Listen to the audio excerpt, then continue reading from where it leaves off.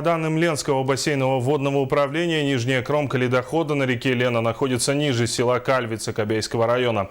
Уровень воды здесь в пределах нормы, верхняя кромка находится в районе села Сыганнах Намского улуса. До критического уровня воды здесь осталось 9 сантиметров.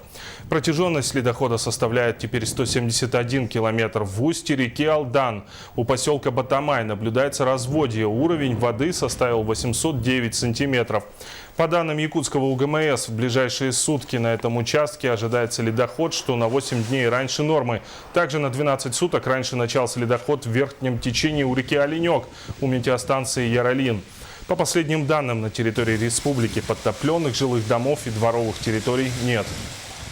Наблюдается повышение уровня воды в населенном пункте Арбынца. В настоящее время уровень достиг критического уровня в Арбынцах. Это 635 сантиметров. В настоящее время подтопленных жилых домов нет.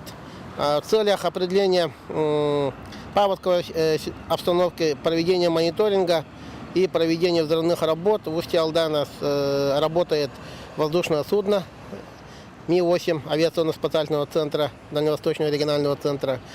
Проведены взрывные работы по разрушению ледового поля, взорвано 1200 килограмм взрывчатых материалов.